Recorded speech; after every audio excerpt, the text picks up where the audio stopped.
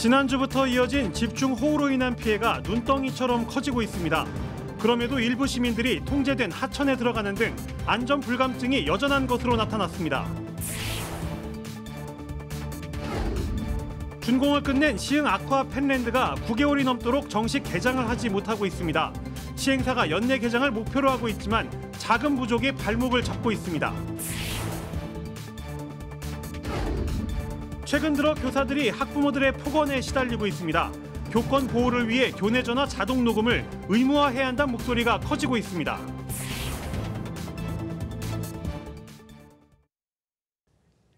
시청자 여러분 안녕하십니까? BTV 경기 주간 종합 뉴스 시작합니다. 오늘 뉴스는 지난주부터 이어지고 있는 장맛비 이야기로 시작하겠습니다. 전국에 쏟아진 집중호우로 곳곳에 피해가 속출하고 있는데요. 그럼에도 일부 시민들의 안전 불감증은 여전한 것으로 나타났습니다. 폭우로 하천 출입이 통제됐음에도 이를 대수롭지 않게 생각하는 사람들이 곳곳에서 발견됐습니다. 통제선을 넘는 시민들, 박희분 기자가 현장을 취재했습니다. 경기도 전역에 호우특보가 내려졌던 지난 13일. 당시 호우경보가 발효 중이던 용인시 탄천입니다. 시뻘건 흙탕물이 급류를 이루면서 하천 수위가 빠르게 오르고 있는 상황. 호우주의보나 호우경보가 예보되면 지자체에서는 이렇게 하천으로 들어가는 산책로 입구를 미리 통제해 놓습니다. 하천 출입이 통제된 상황이지만 이를 무시하고 하천변을 걷거나 운동을 하는 시민들이 눈에 띕니다. 산책로 턱 밑까지 물이 들어찼는데도 아랑곳하지 않고 평소와 다를 바 없는 모습입니다. 보다 못한 경찰이 제재에 나섭니다. 선생님 지금 비가 많이 오는데 운동 계속 하시면 안 돼요. 나오셔야 돼요. 경찰의 재촉도 소용없습니다. 네, 나와주세요. 부탁드릴게요. 이렇게 10분 동안 실랑이를 벌입니다. 나는 더 농촌에서 살아나 가까이서 살려고요. 알아요. 그건 아는데 여기 짝이 보면 성북천에서부터 알아 여기가 다 이정 다 알고 그 염려하는 거 알겠는데 걱정 마시라고요. 이처럼 출입 통제를 지키지 않는 시민들 때문에 난감한 상황이 자주 벌어진다고 합니다. 무조건 안전이 제우선이잖아요. 이게 안전을 봐서라도 이동 조치를 그렇게 하라고 요구를 하고 싶은데 이렇게 좀 말을 좀 안 들으시는 분들 때문에 제일 또 난처하죠. 하천 출입을 관리하는 지자체도 애를 먹습니다. 수시로 돌며 출입 통제선을 관리하지만 이를 무시하는 시민들이 야속하기만 합니다. 노인분들은 조금만 너의 돌뿌리 하나만 걸려도 넘어지시거든. 그 다음부터 사고가 나는 거예요. 그걸 설명을 해도 알아서 나갈 테니까 나가시라고 그러면 험한 소리 하신다니까? 이 안전 불감증 심각해요. 호우주의보가 발효된 18일 오산천입니다. 5시간 이상 지속된 비로 하천 수위가 크게 올라 천변 산책로 전 구간이 통제된 상황. 하지만 물이 곧 넘칠 것 같은 보행교는 출입구에 통제선이 풀려 있습니다. 오산시에 문의해봤습니다. 여기 그 오산천 넘어가는 시민들 건너다니는 다리가 지금 통제선이 끊어져 있어요. 이거 어떻게 된 건가요? 저희가 못 들어가게 하는데 그냥 밑으로 들어가시고 위로 들어가시고 가서 출렁출렁 하다가 다 뚫고 들어가셔가지고 그래서 2단으로 막았는데도 또 그렇게 뚫고 들어가시는 거예요. 잠시 후 하천 관리원들이 끊어진 통제선을 다시 묶어놨지만 일부 시민들은 개의치 않고 보행교를 통행합니다. 여기 전철이 가까우다 보니까 시간대가 있어갖고 그래서 죄송해요. 이따가는 안 올게요. 괜찮아요. 여기 나 15년을 계속 다니는 사람이고 여기 뭐 어디 뭐가 보이는 것까지 다 아는 사람인데. 허술한 차단 시설도 문제입니다. 출입로에는 별도 차단 시설 없이 안전띠와 플라스틱 사슬만 있어 누구든 손쉽게 끊어버릴 수 있습니다. 별다른 통제가 없고 사실 개인이 알아서 여기 쳐져 있어도 넘어오고 있는 그런 상황인 것 같아요. 네.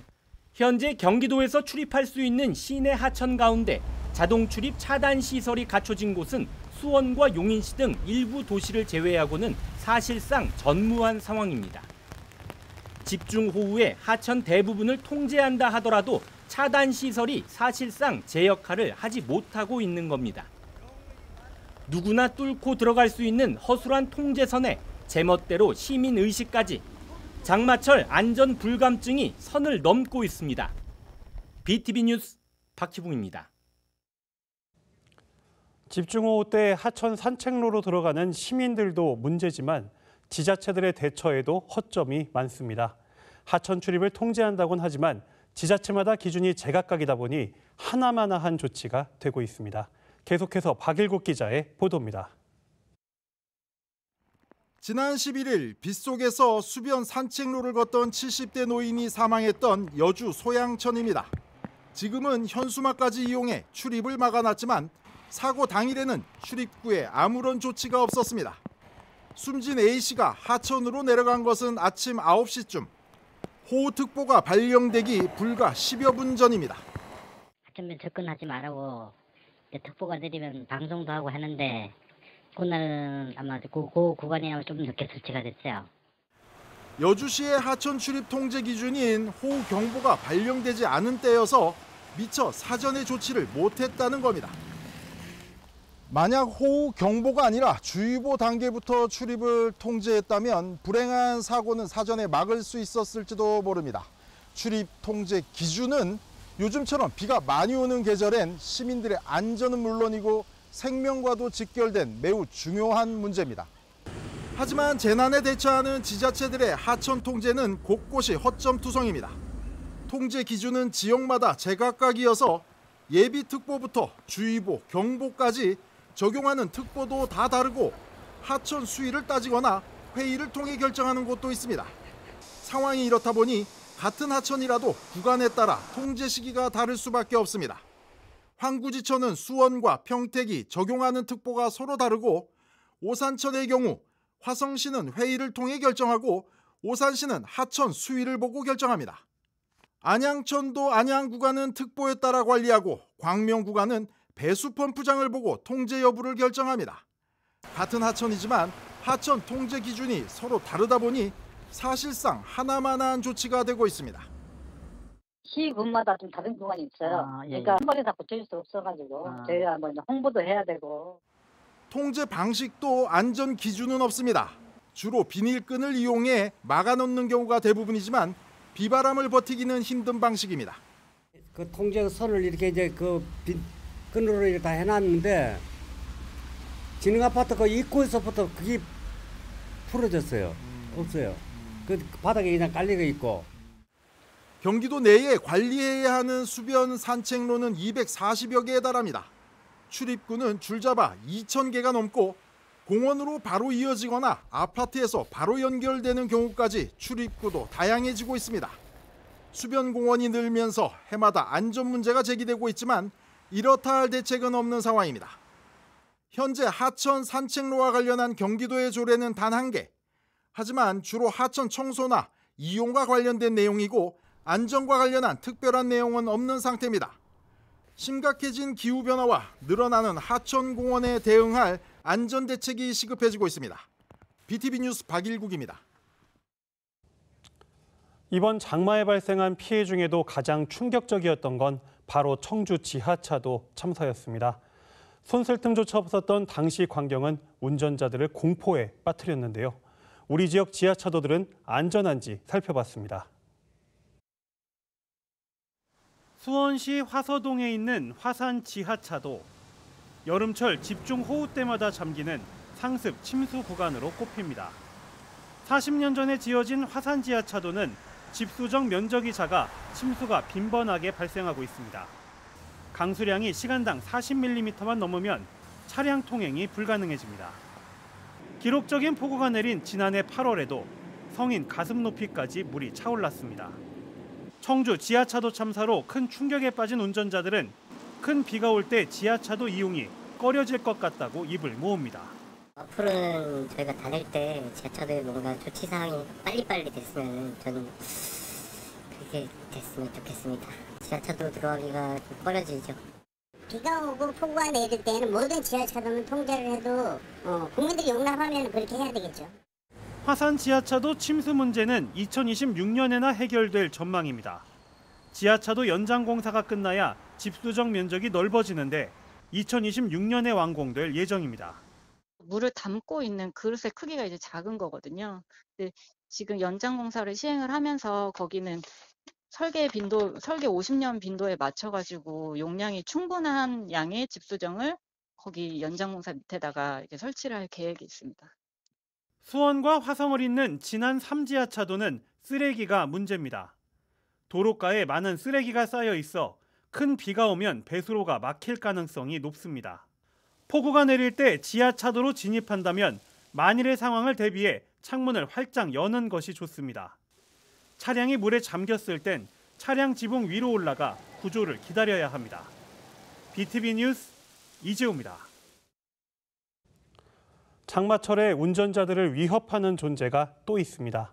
바로 도로 곳곳에 발생하는 포트홀인데요. 특히 이번 장마엔 연일 폭우가 집중되면서 포트홀 발생이 급증하고 있습니다. 박기붕 기자가 보도합니다. 수원의 한 버스 정류장 인근 도로에 깊게 파인 구멍이 생겼습니다. 1m가 넘는 길이로 차량 바퀴가 지나는 양쪽이 모두 패였습니다. 도로 위의 지뢰라 불리는 도로 패임 현상, 포트홀입니다.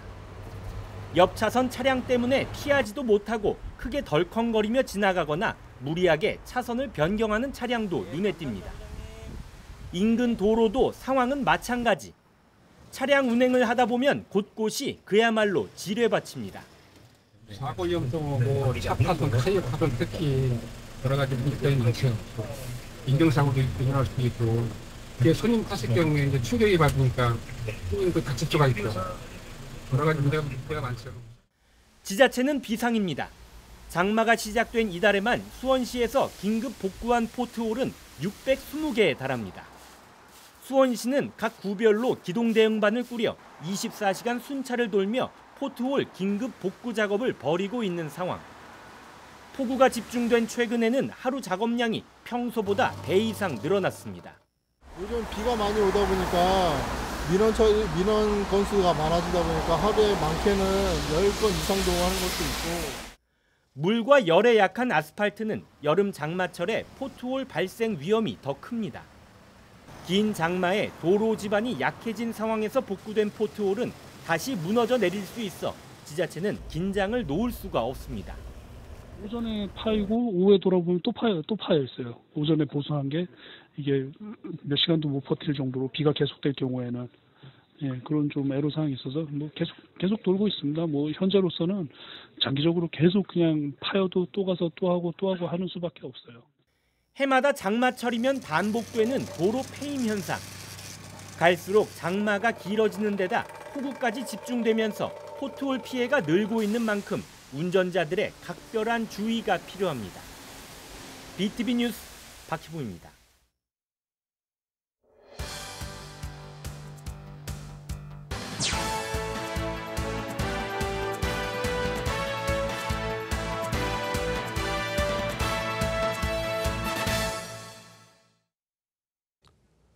시흥시엔 국내 최초의 관상어 클러스터인 아쿠아 펜랜드가 있습니다.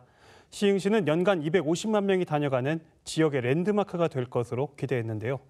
준공한 지 9개월이 넘었지만 찾는 사람은 거의 없다고 합니다. 아쿠아 펜랜드에 어떤 일이 생긴 건지 이재문, 김성원 기자가 집중 취재했습니다. 지난해 10월에 준공한 시흥시 거북섬의 아쿠아 펜랜드입니다. 연면적 6만 3천 제곱미터, 지상 5층, 지하 1층 규모로 4개의 건물로 구성되어 있습니다. 국내 최초의 관상어 클러스터로 관상어 생산과 연구, 전시와 판매 시설 등을 갖추게 됩니다. 준공 9개월이 지난 시점, A동과 B동에 임대 현수막이 가득합니다.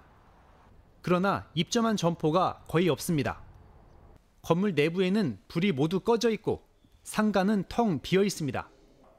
입점한 곳은 식당 서너 곳, 편의점 한 곳, 부동산 중개업소 몇 개가 전부입니다. 식당 한 곳을 들어가 봤습니다. 점심때 받은 손님은 10명 남짓. 장사를 하면 할수록 손해를 보고 있다고 말합니다. 분양받은 이 점포를 임대하려 했지만 임차인을 구하지 못했고 결국 부부가 직접 식당을 운영하고 있었습니다. 임대도 안 되고 장사도 안 되는 이유를 물었습니다. 그런 게 빨리 형성이 돼야 사람들이 와야 형성이 되는 거잖아요. 애들도 데리고 구경도 오고 막 하는데 그런 게 지금 내 생각대로 얼른 안 하니까. 볼거리가 없어서 관람객들이 찾지 않다 보니 상권이 타격을 받고 있다는 설명입니다. 상가를 분양한 아쿠아 펜랜드 측이 핵심 시설인 아쿠아리움을 4월에는 열겠다고 했는데 깜깜무소식이라는 것. 아쿠아리움이 들어설 D동 2층과 3층을 확인해 봤는데 실제로 공사도 못하고 있습니다. 아쿠아 펜랜드 측은 자금 사정이 여의치 않아서 사업이 늦어지고 있다며 최근 자금 조달에 물꼬가 트였으니 조금 더 기다려달라는 입장입니다. 또한 집계 효과가 있는 키즈카페와 테마놀이터, 직업체험관 등이 다음 달 중순까지는 문을 열 수 있도록 준비하고 있다고 밝혔습니다. 저희 관상협회 회원사들은 최선을 다해서 열심히 하고 있고요. 조금은 늦어졌지만은 늦어진 만큼 더 기대해 주시고 기다려 주시면은 좋은 모습으로 저희가 보여드리겠습니다. 이에 더해 다음 달 18일부터 20일까지 한국관상어 산업박람회가 열릴 예정인데 박람회를 터닝포인트로 아쿠아 펜랜드가 활성화될 거라고 설명했습니다. 국내 최초의 관상어 클러스터라는 이름이 무색할 만큼 활기를 찾지 못하고 있는 아쿠아 펜랜드. 관상어와 반려동물 특화 사업의 낙수 효과를 기대하고 분양을 받은 시민들은 벙어리 냉가슴을 앓고 있습니다. 무엇이 문제이고 해결 방안은 없는 것인지 이어서 김성원 기자가 보도합니다. 아쿠아 펜랜드 개장 예정일은 지난 4월이었습니다. 그러나 3개월여가 지난 현재도 정식 개장을 못하고 있습니다. 찾는 사람이 거의 없는 상태로 상가 곳곳이 비어 있습니다. 여기에 해양수산부와 경기도, 시흥시는 관상어 산업 육성 종합계획의 일환으로 사업비 75억 원을 지원했습니다. 아쿠아 펜랜드 A, B, C, D동 가운데 아쿠아리움이 들어설 D동 건축비의 절반을 대준 겁니다. 하지만 개장이 지연되고 있는데도 어떠한 제재도 할 수 없는 상황입니다. 해수부는 시행사가 사업을 포기한 게 아니니 법적으로 강제할 수 없다는 원론적인 대답만 내놨습니다. 우리가 당초에 지원해줄 때도 언제까지 영업을 개시 안 하면 보조금 회수하겠다 그렇게 한 사항이 아니기 때문에 그 대상은 아닙니다. 다만 이제 우리는 국가에서 지원해줬으니까 활성화될 수 있게끔 추가적으로 노력을 하고 있다는 부분인 거죠. 시흥시도 마찬가지로 노력해달라는 당부만 하고 있을 뿐입니다. 그러면서 시행사가 사업을 포기할 경우 보조금 환수 조치 등을 근거로 압박해 나갈 것이라고 설명합니다. 보조금 제 35조랑 35조의 2 보시면 이게 재산 처분 제한이고 종료 재산의 불이등기라는 조항이 있거든요. 요거에 따라서 저희가 이제 컨트롤을 하는 거죠. 현재 시행사는 자금을 마련해 사업을 추진하겠다는 입장이라서 당장 행정적 제재 등을 할 수는 없는 겁니다. 문제 해결이 시급하지만 시행사는 올해 안으로 정식 개장을 위해 노력하겠다는 말만 되풀이합니다. 아마 올 연말쯤이면은 저희 체험형 양식시설, 우리가 아쿠아 카페 내지는 아쿠아리움 형태의 D동의 지원시설 2층, 3층에 약 1,500평 규모로 우리 관상어를 홍보할 수 있고 접할 수 있는 그런 장이 될 걸로 기대하고 있습니다. 이런 상황 속 상가를 분양받은 사람들은 매달 수백만 원의 대출 이자를 감당하며 마음을 졸이고 있습니다. 시흥시에서 하는 거고 국책사업이자 여기는 괜찮다. 지금은 대출이자도 한 달에 300 이상 내야 되고 대출 금리도 점점 더 올라가고. 지금은 상가만 있어가지고 누가 차리기는 먹어보기 좀 어렵잖아요. 보시다시피 거북섬에서는 그래도 위치적으로는 외져 있다 보니까 쟤네들이 움직여야 돈 달아서 움직일 건데. 해수부와 지자체, 시행사까지 대대적으로 홍보하면서 이를 믿고 재산을 투자한 분양자들. 시간은 정처 없이 흐르고 있는 가운데 올해 안으로 개장할 수 있도록 하겠다는 말이 희망 고문이 아니기를 바라고 있을 뿐입니다. BTV 뉴스 김성원입니다.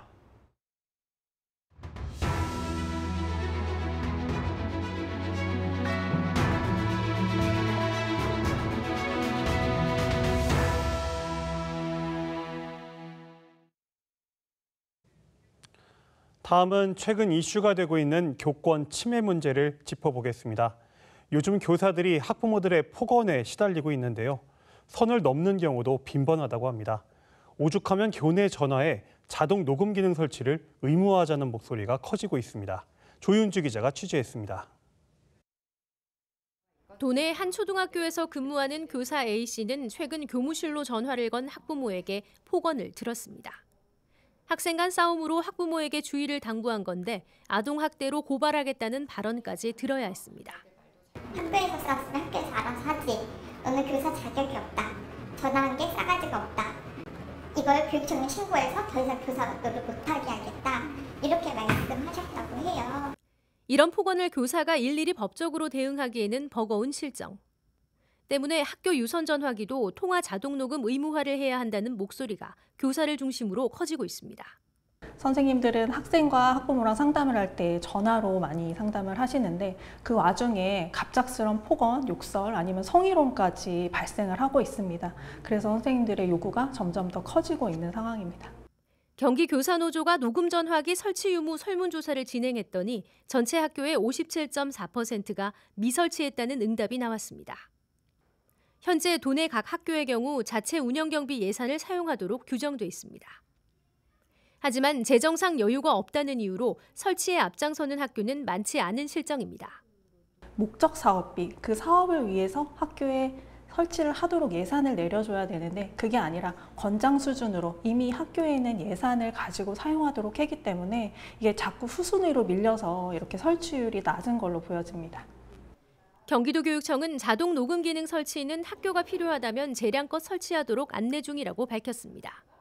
원하는 학교도 있고 원하지 않는 학교도 있기 때문에 이제 자체 예산 들여서 자율적으로 설치하라고 이렇게 안내하고 있는 걸로 알고 있습니다. 교권 보호를 위해서는 교육청 주도로 예산을 편성해 자동 녹음 기능 설치를 의무화해야 한다는 목소리도 나옵니다. BTV 뉴스 조윤주입니다. 교사들은 선생님으로부터 학대를 당했다는 학생들의 신고에도 시달리고 있습니다. 피소된 교사들은 지자체와 경찰 조사를 이중으로 받아야 하고 수업 배제 등의 조치도 감수해야 하는데요. 무혐의가 나와도 보상이 없어 퇴사까지 고심할 정도라고 합니다. 계속해서 조윤주 기자의 보도입니다. 지난해 도내 한 초등학교 교사가 아동 성추행 혐의로 신고됐습니다. 시험에서 100점을 맞은 친구의 머리를 교사가 쓰다듬은 게 기분 나빴다는 내용이었는데 이 교사는 출근 금지 조치와 8개월간 경찰 조사를 받았습니다. 그러나 해당 신고 내용은 아이들이 놀이터에서 꾸며낸 이야기로 드러났습니다.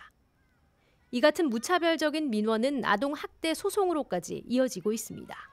유아들이 배변 실수를 했는데 배변 실수도 선생님의 잘못이다. 선생님께서 무섭게 해서 그렇다라고 이제 항의를 하거나 또는 체육교사가 이제 준비운동을 함에 있어서 또는 실기평가를 함에 있어서 자세를 잡아주는 경우들이 종종 있어요. 그런데 그게 여학생들이 불만을 가지면서 이건 신체적 학대다.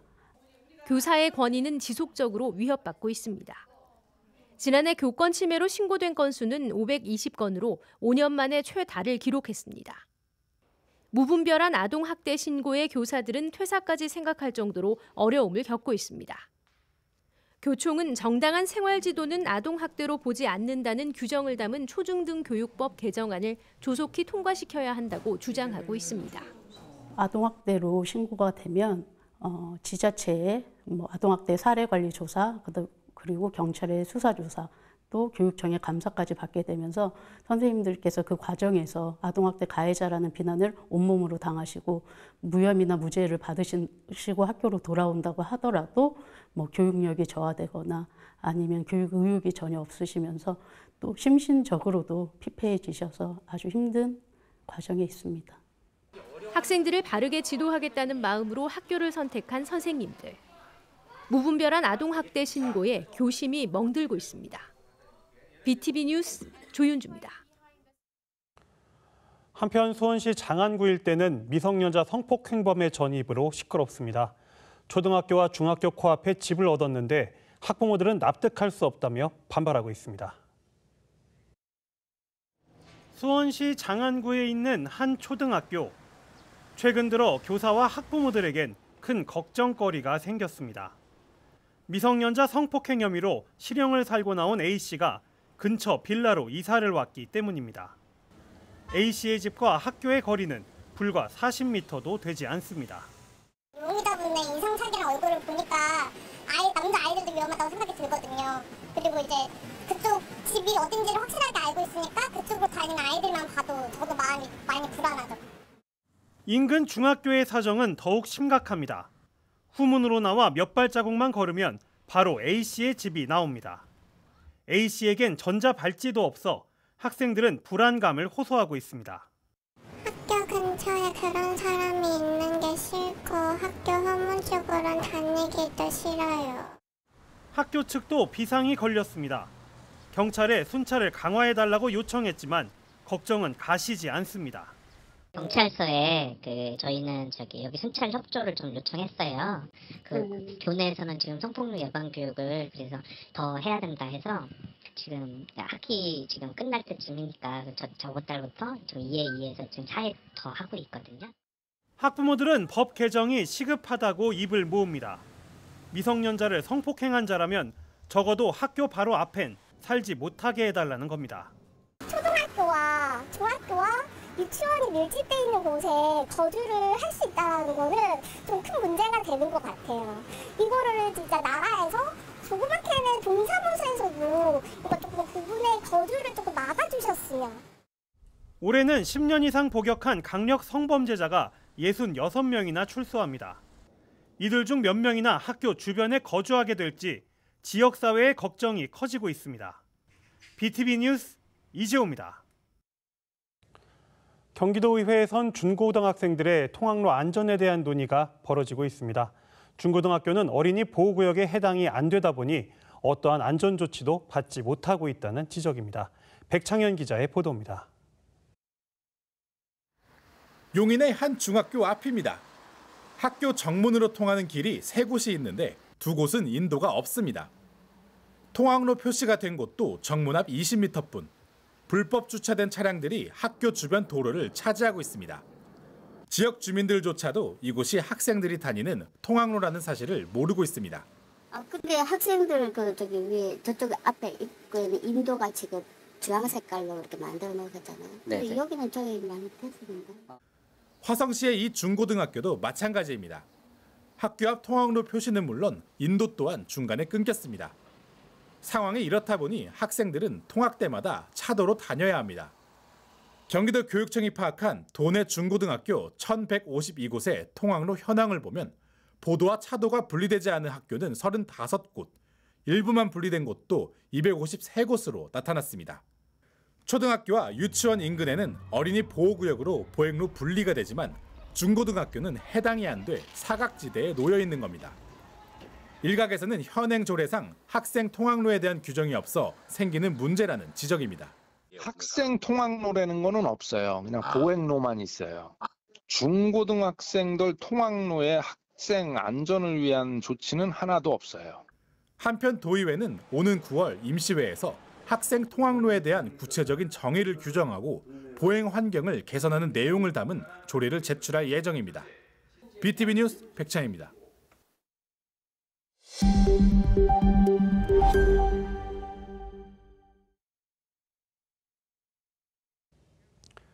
정부가 용인과 평택, 안성시를 첨단 전략산업 특화단지로 지정했습니다. 세계 최대 규모의 반도체 클러스터가 조성될 것으로 기대를 모으고 있습니다. 김유승 기자가 보도합니다.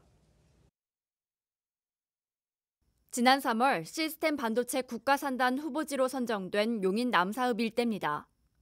앞서 용인 원산면 일대에선 반도체 클러스터가 조성 중입니다. 용인 남사와 원삼 일대 산업단지를 포함해 기흥 농서지구 그리고 평택 고덕 일반 산업단지까지 모두 4곳이 첨단 전략산업 특화단지로 지정됐습니다. 이미 대규모 민간 투자가 예정된 장점을 적극 활용해서 첨단 시스템과 메모리 반도체 분야를 선도할 전망입니다. 안성 동신 일반 산업단지는 반도체 분야 소재 부품 장비 특화단지에 선정됐습니다. 평택, 용인, 이천을 잇는 중심의 자리에 반도체 벨트 역할을 할 것으로 기대되고 있습니다. 용인과 평택의 첨단 전략산업 특화단지 면적은 1,633만 제곱미터, 안성의 소부장 특화단지 면적은 157만 제곱미터로 5곳을 모두 합치면 1,790만 제곱미터 규모에 이릅니다. 이번에 선정된 지역은 물리적으로 새로 단지를 조성하는 건 아니지만 지원이 늘어날 전망입니다.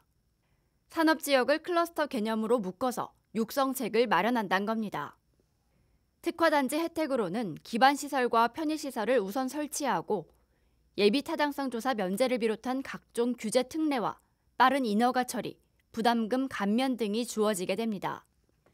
정부는 특화단지 지원책으로 반도체 투자가 제시기에 이뤄질 수 있도록 한다는 계획입니다. 용인, 평택, 안성이 세계 최대 규모 반도체 메가 클러스터로 성장해갈 수 있을지 주목받고 있습니다. BTV 뉴스 김효수입니다.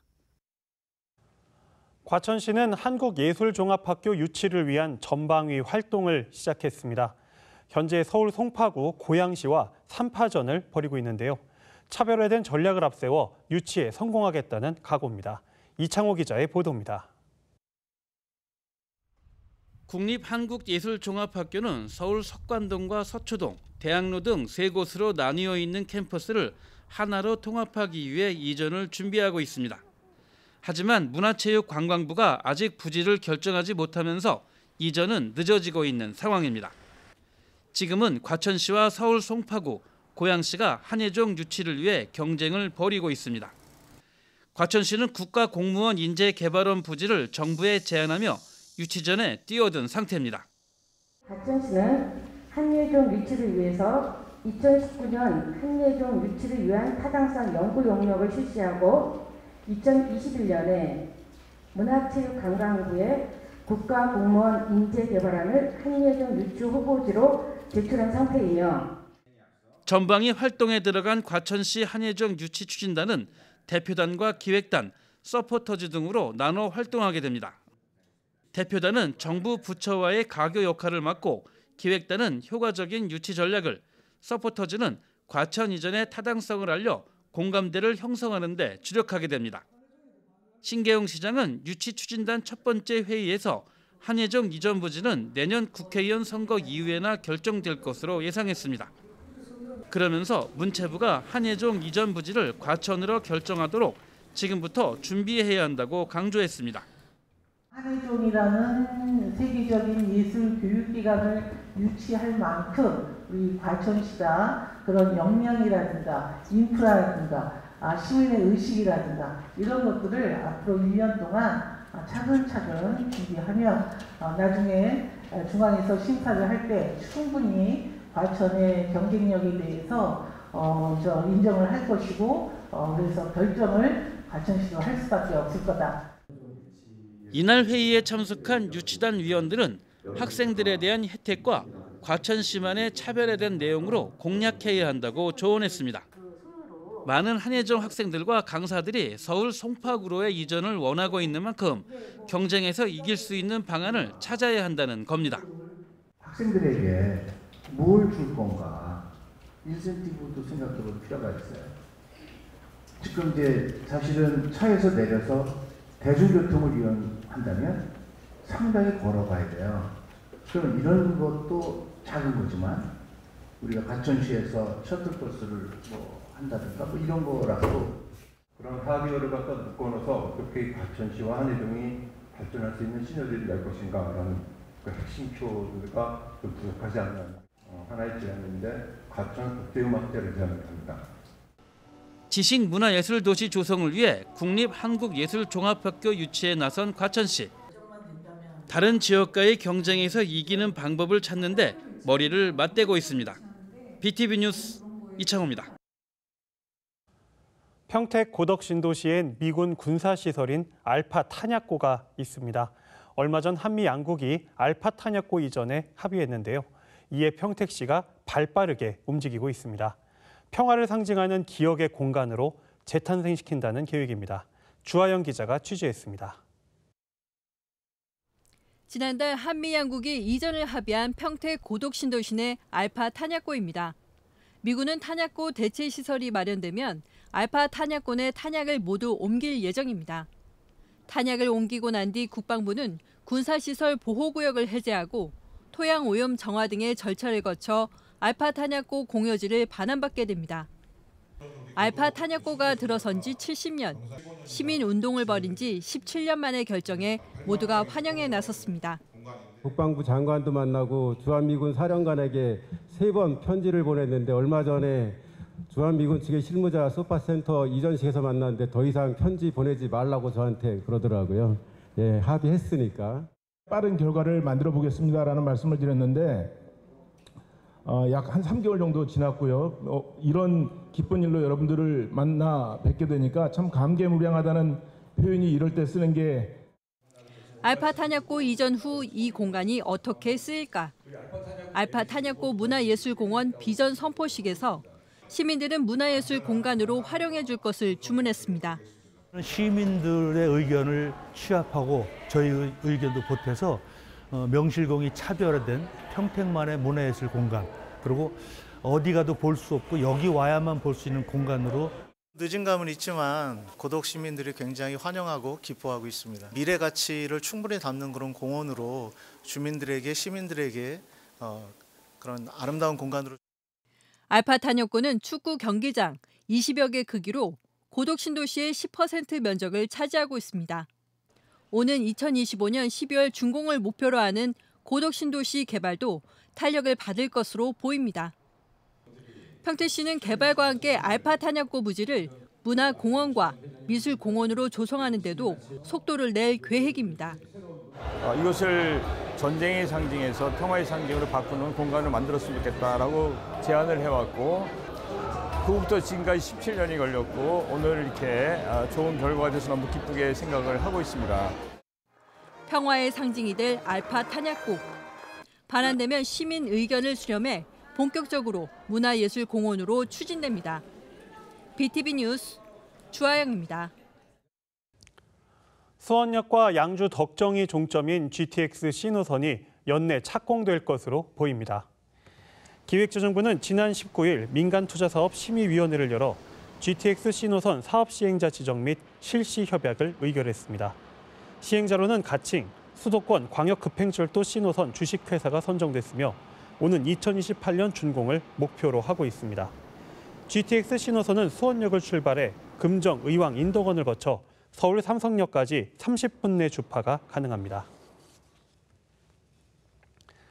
경기도가 내년 1월부터 시내버스 준공영제를 도입합니다. 경기도는 내년부터 시내버스 1,200대를 시작으로 시내버스 공공관리제를 도입해 2027년까지 1,100여 개 노선 6,200여 대를 경기도형 준공영제로 전환할 계획이라고 밝혔습니다. 시내버스 공공관리제에 필요한 예산은 2027년 전면 시행 기준으로 연간 1조 1,000억 원 정도가 투입될 것으로 추정됩니다. 주말을 맞아 우리 주변에 걷고 싶은 길을 소개하는 시간입니다. 안양시엔 재개발 사업을 통해 지난 2012년에 재탄생한 동편마을이 있는데요. 요즘 관악산과 함께하는 해오름길이 큰 인기라고 합니다. 도심 속 쉼터로 사랑받고 있는 동편마을 해오름길로 이창호 기자가 안내합니다. 아파트 단지와 관악산 자락 사이로 나 있는 산책로. 오르락 내리락 길 따라 걷다 보면 진한 산내음에 기분이 좋아집니다.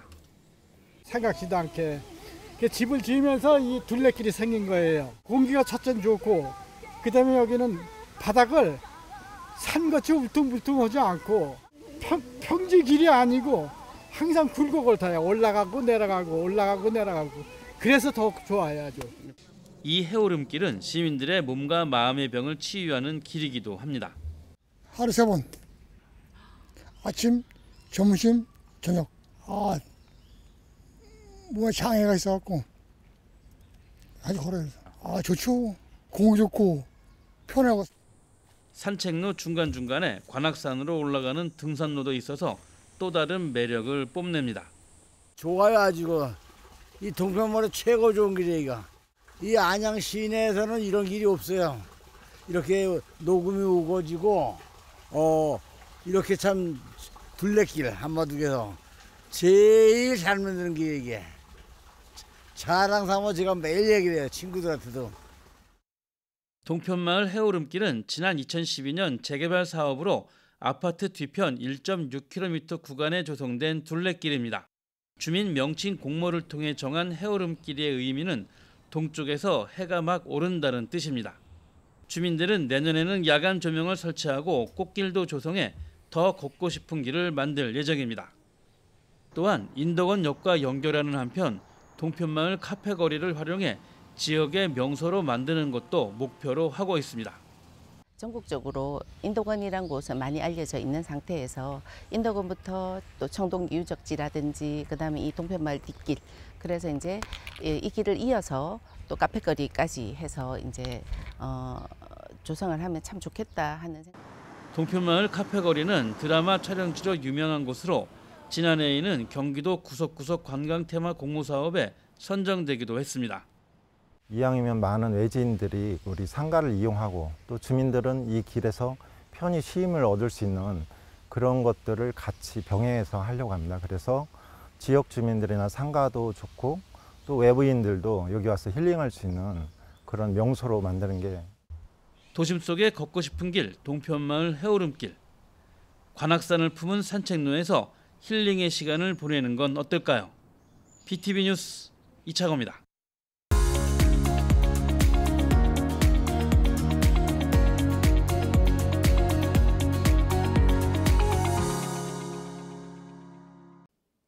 한 번에 끝내는 119초 안전교육.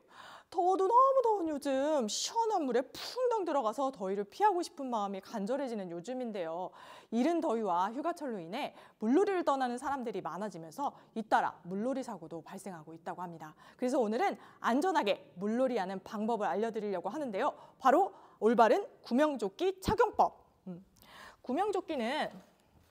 구명조끼마다 부력이 달라서 맞지 않을 경우 가라앉을 수 있기 때문에 안쪽에 허용 하중을 확인해서 선택하셔야 합니다. 그런 후 이렇게 쉽게 착용하시면 되는데요. 착용 후 이렇게 가슴벨트, 버클을 결착시켜줍니다. 이게 끝인가요? 아닙니다. 좌우에 벨트를 내 몸에 맞게 조여주어서 이렇게 딱 착용해 주시면 되는데요. 여기서 한 개 더. 자, 이렇게 뒤쪽에 달려있는 이 줄을 생명줄이라고 하는데 이 줄도 귀찮다고 번거롭다고 착용하지 않으시면 안 되고요. 바로 내 몸에 맞게 착용을 해주셔야 한다는 거 꼭 잊지 마세요. 그런데 이렇게 안전하게 물놀이를 하고 있다가 누군가 물에 빠져 있는 사람을 발견한다면 어떻게 하시겠어요? 네, 즉시 바로 119에 신고하고 구조 활동을 할 수가 있는데요. 주변을 돌아다 보면 이렇게 인명구조 장비함이 있어요. 그래서 누구나 위급 상황에 사용할 수 있도록 이렇게 구명조끼, 구명환, 구명줄이 들어 있습니다. 이 장비는 누구나 익수사고가 발생했을 때 누구나 사용할 수 있게 되어 있는 장비이고 사고 발생 시에는 이 구조 장비를 활용해서 우리 익수자를 구조할 수 있습니다. 그러나 구조 장비를 인명구조 장비 외로 다른 목적으로 사용하시면 절대 안 된다는 거 꼭 알고 계셔야 하고요. 이렇게 주변에 인명구조 장비함이 있는지 그리고 구명조끼는 올바르게 착용했는지 꼭 반드시 확인하셔서 즐겁고 안전한 휴가 보내시길 바라겠습니다. 그럼 오늘도 안녕! 안녕하세요. 경기소방재난본부의 이재현입니다. 빨라진 무더위가 연일 지속되는 가운데 방학과 휴가철을 맞아 더위를 피하기 위해 바다나 계곡, 하천 등을 찾는 물놀이 피서객이 늘어나고 있습니다. 특히 올해 여름은 코로나19 유행 이전처럼 야외 활동이 증가할 것으로 예상됨에 따라 익수사고에 대한 각별한 주의가 필요합니다. 소방청 자료에 따르면 최근 5년간 순환사고 구조 건수는 총 52,045건으로 매년 여름철 7월에서 8월 집중적으로 발생하며 특히 더위가 일찍 찾아오기 시작한 2020년부터는 6월부터 순환사고 구조 건수가 급격히 증가하여 9월까지 이어진 것으로 나타났습니다. 특히 물놀이 사고의 원인으로는 수영 미숙과 구명조끼 미착용이 가장 많았으며 음주 수영, 튜브 전복, 높은 파도 및 급류 등의 원인으로 나타나고 있어 안전사고 예방을 위해 반드시 각별한 주의가 필요합니다.